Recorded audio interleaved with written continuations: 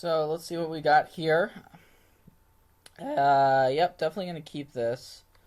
Turn 1, Llanowar Elves, and then we can play turn 2 Archdruid if that's what we want to do. So we kind of want to draw at this point something like Lead the Stampede or a Collected Company, just to have a bunch of gas. But we'll see what we're up against. I mean, it certainly depends to some extent what our opponent's playing, if this Llanowar Elf survives the first turn.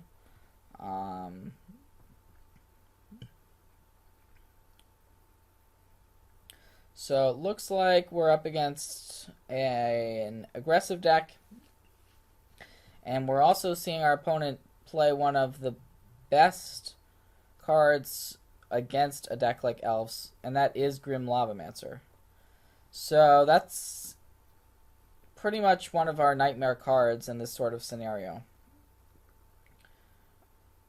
There's not really much we can do, unfortunately. We're just going to go ahead and play the Archdruid here and hope our opponent can't fill up the graveyard.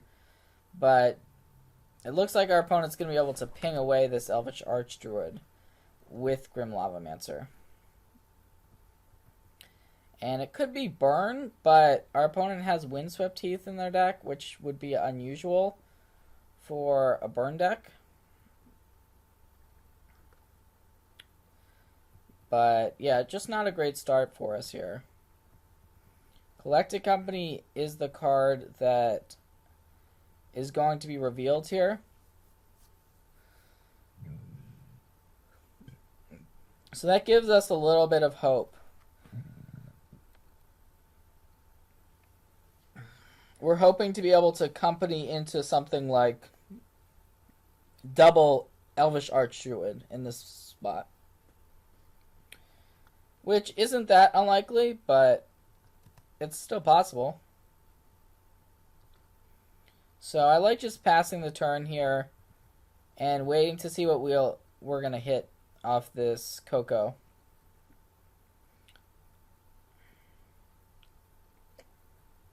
And yeah, it looks like our opponent is just playing straight Burn. It's a little bit weird that our opponent has Windswept Heath in their deck. But we'll see if our opponent's going for a Lavamancer. Okay, so our opponent's going after the Llanowar Elves with Grim Lavamancer. So we're going to go ahead and respond here with Collected Company. Unfortunately, this was not at all the hit we wanted. So we're just going to get 2 more Elves. And yeah, pretty unfortunate that our hit was just double Elf, but we have another Collected Company on top, it looks like. So we are going to take this hit from the Goblin Guide. We want to keep these Elves around for a little while here. And I like just playing the Heritage Druid. We have the option. If we want to attack here, we can. If we want to cast Collected Company right away, we can. But in many ways, passing the turn is the safer play. So we can also just get in there for 1 and have Collected Company available to us. So definitely a few different options here. But we are trying to race our opponent. So for that reason, attacking makes a lot of sense. So yeah, getting in for 1. We're going to just go ahead and do that. Or try to do that. It looks like our opponent might have a piece of interaction here. It's actually going after the Heritage Druid. So Lightning Bolt on Heritage Druid. We could respond to that with this Collected Company. If we hit Azuri plus another Elf, we would be able to save our Druid. So, alright, I guess it's worth casting the Collected Company here. And we actually found Azuri. So we can get Azuri and Shaman of the Pack here.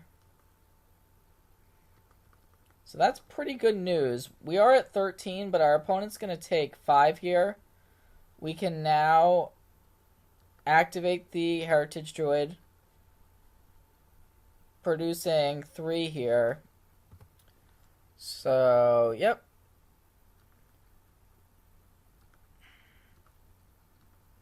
We can now have 3 mana. We're going to use 1 of that mana to regenerate the Druid. And we're not going to be able to use the other 2 mana we have left over. But that's okay. Our opponent's now going down to 9. And so we're basically threatening to try to kill our opponent next turn. Now they can kill our Azuri, most likely. Presumably, Azuri is going to die here. Unless, well, we're not going to die. We're not going to die. Our opponent cannot actually kill us. So, Azuri's going to go down. And this is the point in time where our opponent could have been firing these burn spells at us. But it's just going to pass here.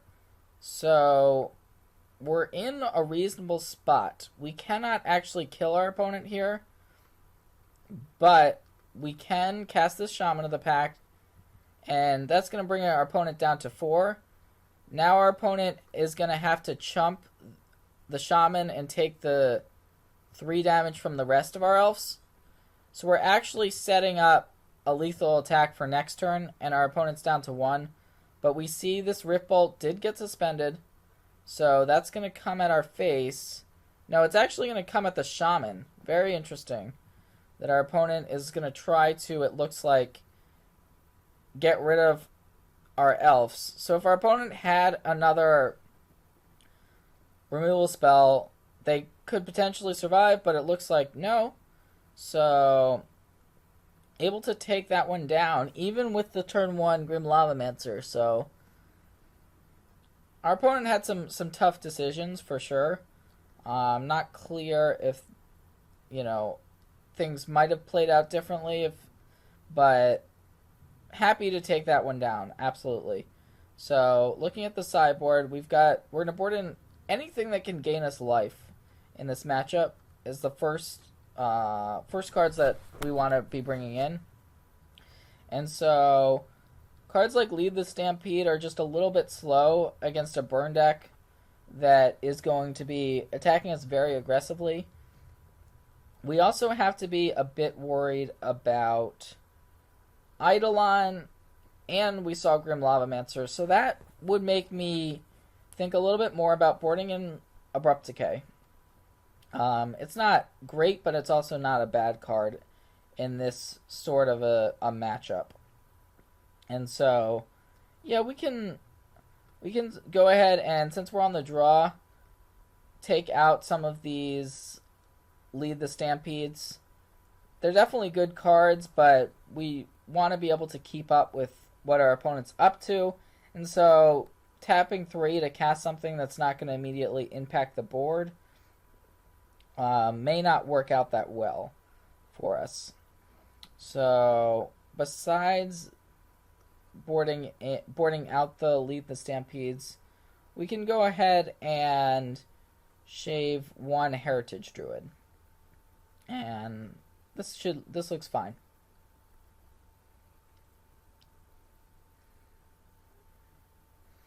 So, being on the draw against Burn is a rough spot, just because a turn 2 Eidolon, or just like any of their nut draws, are going to be super hard to beat. But if they have a slower draw and we have a reasonable draw, then that game favors us. So, we'll see here. So, this opener is not really what we're looking for, just because the Llanowar Elves could easily die, and then we aren't going to have much going on after, if that does happen. It's also a 1-land hand, so let's go ahead and try 6 here. And, okay. Double Azuri is rough, but we don't really want to go to 5, so let's keep this Llanowar Elves on top, and we'll try to fight the good fight on 6. But looks like our opponent's immediately going to crack this Wooded Foothills. Hopefully it's not a creature threat, but it is. It's Wild Nacatl here. So that's most likely going to immediately be able to come in for 3 here. And we saw our opponent seems to be on basically traditional burn, but with Wild Nacatl as well. And here's a Grim Lavamancer, which is just awful for us. And the draw step here was a Nettle Sentinel. So, yeah, just going to go ahead and play out Azuri. Our opponent can kill it with the Grim Lavamancer, but we do have another one as backup, but it may not come to that. The only good thing here is that we have a creature in the graveyard for our Scavenging Ooze. And our opponent is down to 2 cards in hand at this point. But this attack is going to bring us all the way down to 8. So our opponent's got 2 cards in hand. And we have a bit of a decision here in terms of how to proceed. And there's a couple of different lines we can take. The one I like the most is actually just casting Azuri. Even though we might die next turn, we're dying in a lot of situations on this board. So, well, we could also we have a few options. We can play Scavenging Ooze to eat the Azuri in our graveyard, but we don't really want to trade Ooze for Nacatl because that's going to be our most likely way to win the game, is the Scavenging Ooze. But we don't really have any good blocks for the Wild Nacatl, and that's the primary issue on the board. So I guess it's fine to play our Ooze, and we can eat some of our opponent's graveyard to try to stop them from activating the Grim Lavamancer. But we also want to make our Ooze bigger. So, kind of a tough choice to make here.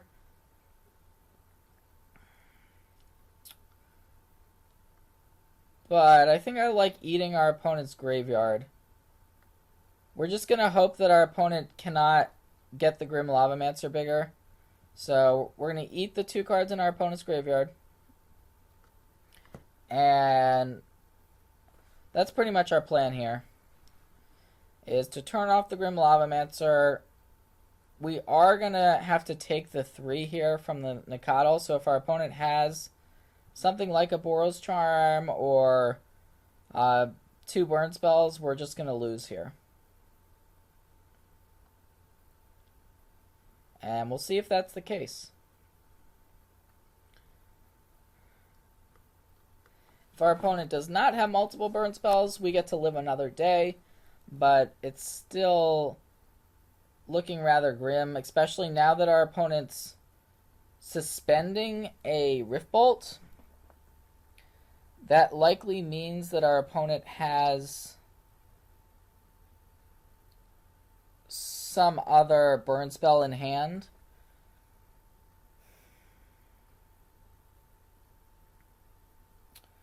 So, well, not a great spot.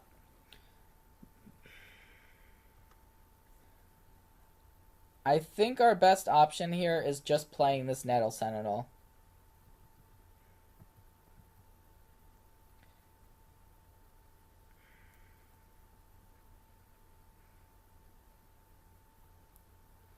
And so we'll see what our opponent's going after with the Rift Bolt, but it's most likely going straight to our face. We can eat it now just to try to stop this Grim Lavamancer from being activated, but if our opponent does have another burn spell, we are just dead here. And, yep, Searing Blood is going to be good enough.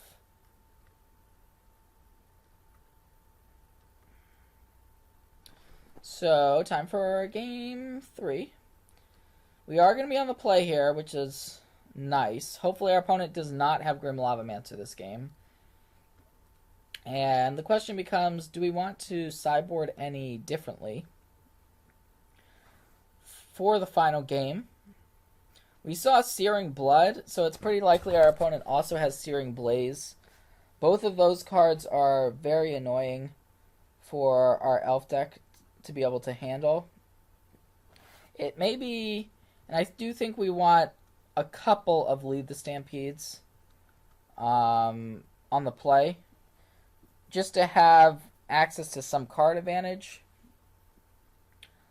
And so in exchange for them, the Heritage Druids against the Nacatl version of Burn are not all that impactful, even though they are 1-mana creatures. So, yeah, this looks pretty reasonable.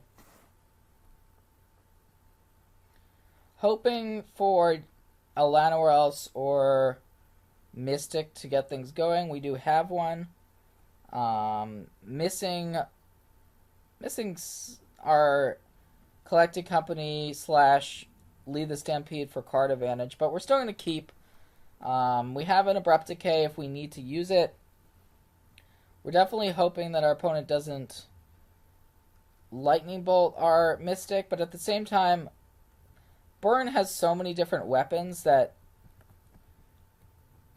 we're basically just hoping that our opponent has a little bit of a suboptimal draw, even though they did keep their 7. And so we'll see what the opener here is. It's a Goblin Guide. Okay, and we actually are revealing a Lead the Stampede. So hopefully we have time to actually use this Lead the Stampede. We've got a couple of options here now. We can Abrupt Decay the Goblin Guide. We can also simply cast a Shaman of the Pack. And both of those options are reasonable. So I think I like just playing the Llanowar Elves, though, and leaving up the Abrupt Decay.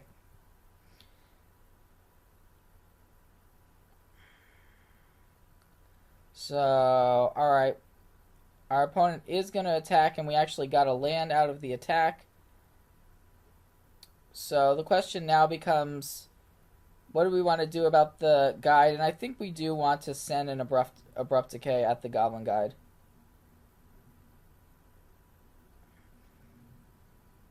And it could be that our opponent has something like a Boros Charm. They would want to save it, but no. We are hoping... Okay, so our opponent's just passing here. So we have a few options in terms of what we want to cast for this turn. We've got Lead the Stampede in hand, and that is a pretty attractive option for sure.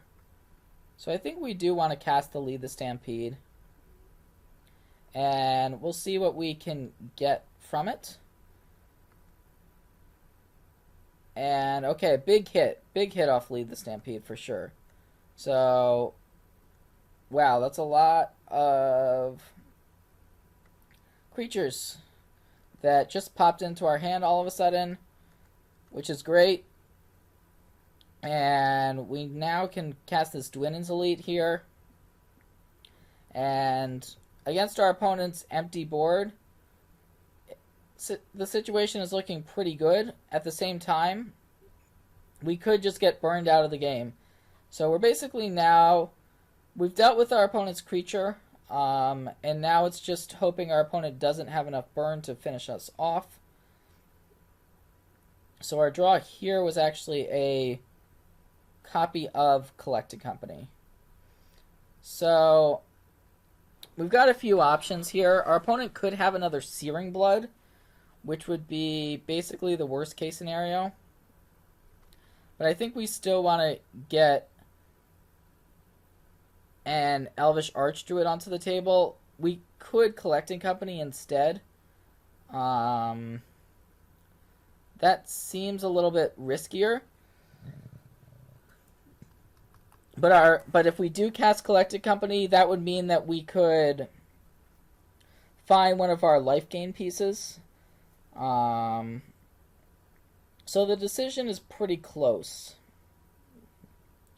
And I think it comes down a bit to what we expect our opponent to have in the spot, but personally, I'm a fan of just playing the Archdruid and playing the Mystic, because we don't know what we would hit off Collected Company. We could hit something like a Kitchen Finks, which would be optimal, but we could also hit something else.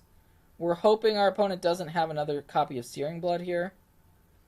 And, okay, our opponent, even if we had hit a life gain spell, our opponent has a Tarkus Command here, so we're putting our opponent in a situation where they almost need to kill us this turn. So it's basically just going to come down to what our opponent has at this point. And, okay, here's an Eidolon.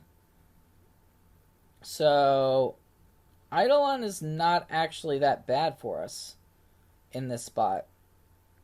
Our opponent's likely just going to chump block with it. And if that happens, we're in a great spot. So I don't even know that we want to or need to attack with this Elvish Archdruid. Though we may want to just make one single Shaman game over. So I think we just want to go ahead and attack with everything here. We're in a great spot. And although if we do attack with everything and our opponent has a removal spell for the Archdruid, that could be bad. Because if our opponent kills the Archdruid, blocks an elf, they're only taking 3. So yeah, let's go ahead and make the safer attack here. And yeah, we'll see what our opponent does. Alright, it is going to be an Atarka's Command. And I believe the fact that our opponent is attacking Atarka's Command is going to mean that they are effectively dead to the Shaman. So we're going to get through for 6 and then just cast the Shaman. It's going to mean we're going to go down to 2 here off the Eidolon trigger, but we're going to end the game, so that's going to be it.